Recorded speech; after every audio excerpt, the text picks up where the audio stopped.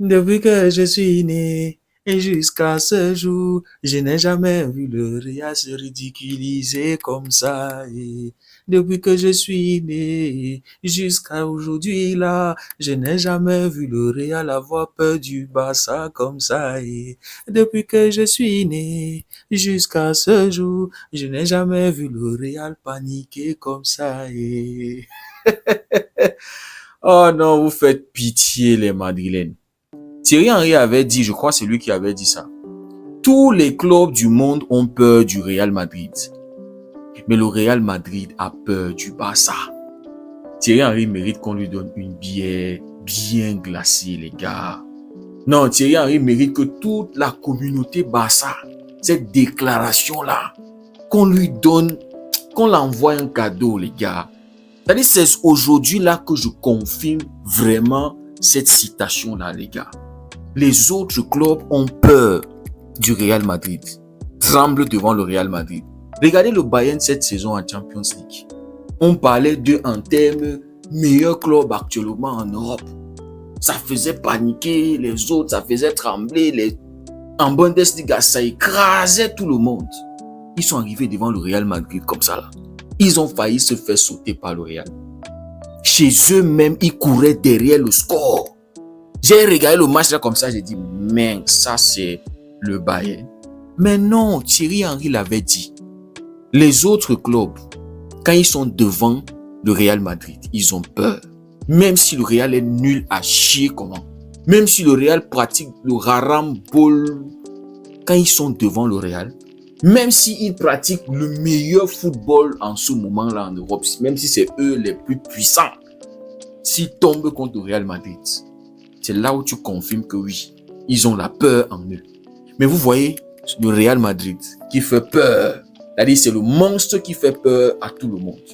Quand ils arrivent devant le Barça est encore, c'est-à-dire le Barça est monstre fois 1000.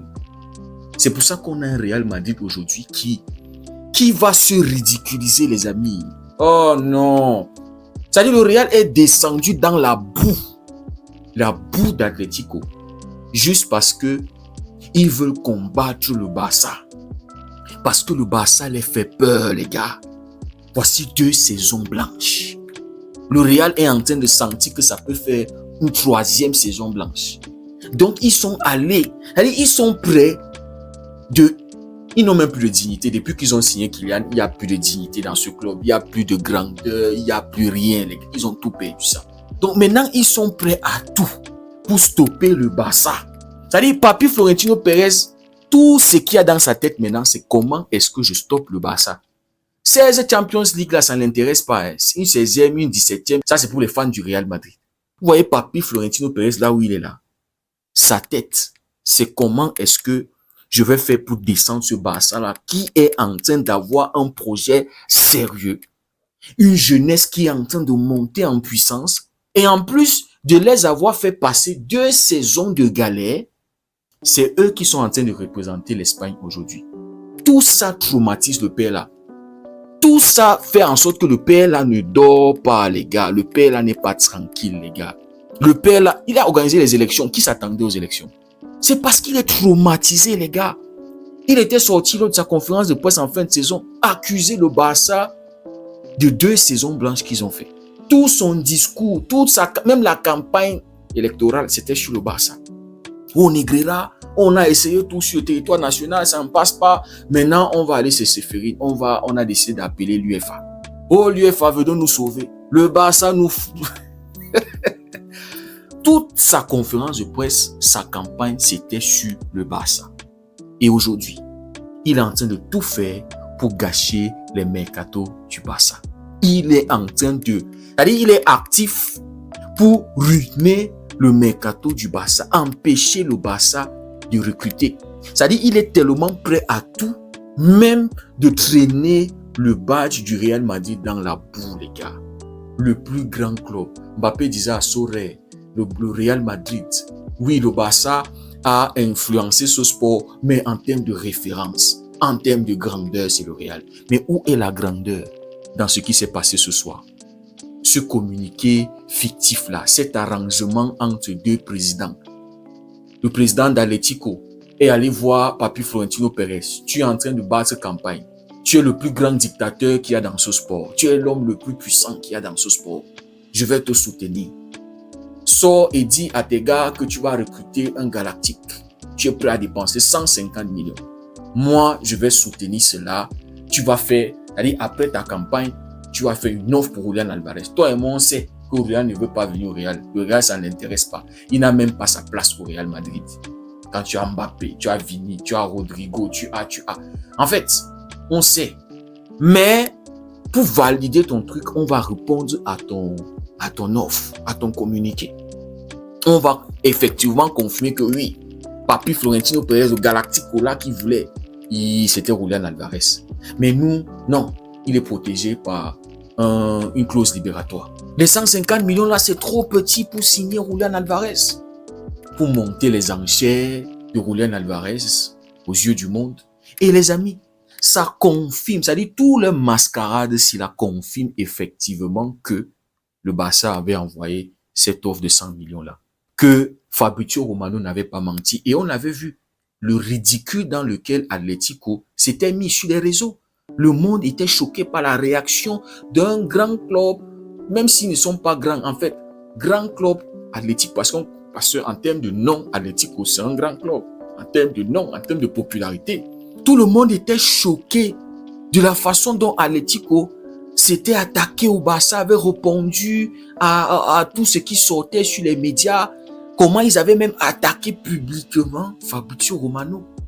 Mais le mascarade ce soir, les amis, a confirmé effectivement que le Barça avait effectivement envoyé cette offre-là. Parce qu'un Barça qui avait géré le cas Gordon en 24 heures, personne ne peut nous dire que l'information disant que le Barça avait formulé une offre pour Julián Alvarez était un mensonge. Tu dépenses 80 millions sur un joueur. Tu signes le joueur, tu le présentes. Et tu fais savoir à Atlético que j'arrive pour Julián Alvarez. Non les gars, personne ne peut nous dire que c'était un mensonge. Et c'est pour ça que je dis que cette mascarade de ce soir-là confirme effectivement que Atlético avait menti. Quand ils étaient sortis, dit que on n'a jamais reçu une offre pour Julián Alvarez. Le Barça est en train de mentir. Le Barça se sert des médias pour mettre la pression sur leurs joueurs, machin, c'est monté, c'est descendu. Ce soir-là, ils l'ont confirmé. Et tous ces rumeurs disant que Atlético veut plus de 100 millions, 120, il veut 150 et plus même. Ils ont confirmé tout ça ce soir, les gars. Tout ça, les amis, sponsorisé par le Real Madrid, par le président du Real Madrid. C'est-à-dire, il a pris le badge du Real, il a mis ça dans la boue, les amis. Il a ridiculisé le Real Madrid. Oh, le badge du Real ne peut être sali que de sueur et de sang. Jamais de honte. Comment est-ce que vous voulez que les joueurs du Real respectent cette citation-là, respectent ce badge-là, quand le président lui-même, ce soir, a ridiculisé le club aux yeux du monde entier? Parce que c'est clair que Julián n'a pas sa place au Real. Julián n'est même pas intéressé par le Real Madrid. Donc, toute cette mise en scène-là montre à quel point le Barça est en train de terroriser ces deux-là. Au point où ils sont obligés de se mettre ensemble, d'unir les forces. Et le président d'Atlético est allé voir Papi Florentino Pérez. Unissons nos forces. Seul, on est incapable de battre ces gars-là. Voici 2 saisons. Ils nous empêchent de remporter. Même un trophée, on n'arrive pas. Et dans tout ça, c'est avec les mini-pousses. Avec les petits de l'académie. Et on est en train de voir comment ces petits-là sont en train de grandir. Les voilà. Ils sont en sélection aujourd'hui. Ils risquent de remporter une Coupe du Monde. Qu'est-ce qu'on fait? Comment est-ce qu'on va faire? On a essayé l'affaire Negreira, ça ne passe pas. Il faut empêcher le Barça de recruter, de se renforcer. S'il se renforce, non, on est parti pour 10 saisons où ça va être super compliqué de prendre quelque chose. Parce que quand tu vois Julián Alvarez, 26 ans, il peut te donner encore 10 saisons au Barça. Il peut jouer encore jusqu'à 36 ans, 37, 38 ans. Comme Lewandowski qui vient de partir du Barça. Quand tu vois Koubassi, tu vois Lamine, tu vois Fermin, les gars se sont dit, les petits là nous ont traumatisés, ils sont en train de nous traumatiser ici. Et le Barça maintenant à l'argent, le Barça est de retour à la règle du 1 pour 1. Le vice-président est sorti aujourd'hui et l'a annoncé, mais on est en danger. Donc les deux se sont mis ensemble. Faisons cette mise en scène là pour que ça soit compliqué. C'est-à-dire pour compliquer la tâche au Barça. pour signer Julian Alvarez. Parce que si le petit là arrive là-bas et il a sa place au Barça, c'est-à-dire c'est logique. Quand on te dit que le Barça veut signer Julian Alvarez, tu vois sa place. Mais quand on te dit que le Real veut signer Julian Alvarez, il sait pour jouer où? Fabrizio Romano était même sorti, il avait dit c'est Michael Olise. Ce qui était logique. Parce que côté droit du Real, il n'y a personne là-bas qui est confirmé. Cette place-là est vide. Mais les amis, puisque les deux Madrid actuellement sont en panique, ils sont obligés de se mettre ensemble pour combattre le Barça. Ça fait pitié les gars. Si j'étais supporter du Real, non, j'aurais honte les gars. J'aurais tellement honte. Parce que mon club a tellement démontré au monde qu'il a peur du Barça. Et en plus de ça, le Barça ne répond même pas. Le Barça n'a même pas répondu à Atlético quand ils étaient sortis se ridiculiser là.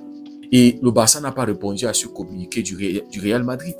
Ce que ces deux-là viennent de faire, c'est de rendre le Barça encore très très grand les gars.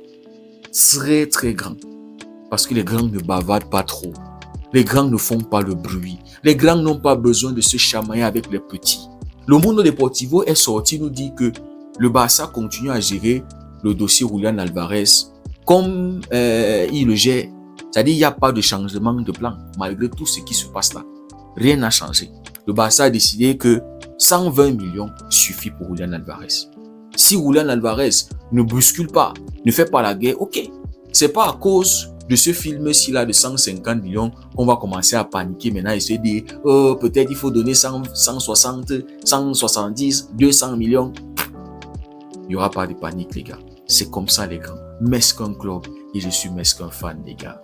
Pour moi, la mission la saison prochaine, c'est de faire le triplé national. C'est de se rassurer que ces deux rigolos, ces deux clowns ne prennent rien sur le territoire national la saison prochaine. Le Real et Atlético doivent faire une troisième saison blanche ensemble. Pour moi, même si on ne prend pas la Champions League la saison prochaine, je n'aurai aucun problème tant qu'on se rassure que ces deux-là ne prennent rien sur le territoire national. Tant qu'on réalise ça, les gars, la saison sera réussie pour moi, les gars. Parce que quand tu as un Real Madrid, au lieu de se focaliser sur comment renforcer son effectif, travailler sur son effectif, ils sont plutôt focalisés sur comment est-ce qu'on va nuire au Barça. Comment est-ce qu'on va empêcher au Barça de réaliser ses objectifs, de se renforcer. Les gars, nous sommes en guerre, c'est une compétition. Chacun a le droit de se renforcer pour venir compétir. Mais quand tu es un compétiteur qui... Yamal aussi avait raison. Les gars, il faut qu'on donne quelque chose aussi à Yamal. Je pense que il faut que la communauté fasse un petit don à Yamal. Parce que Yamal était sorti en début de saison, juste avant le premier Classico. Il avait dit le Real vole et c'est eux qui pleurent. C'est eux qui font le plus grand bruit. Les voici aujourd'hui, les gars. Aujourd'hui, ils sont en train de pleurer. Oh Negreira, oh le Barça paye les habits, le Barça a corrompu la Liga, le Barça. Ils pleurent partout. Le grand frère pleure, le petit frère aussi pleure.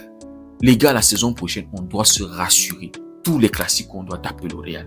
Les matchs contre Atlético, on doit les taper. Parce qu'ils sont des mauvais perdants, les gars. Donc ce soir, le Real et Atlético, ils ont vraiment confirmé que le Barça avait formulé une offre pour Julian Alvarez.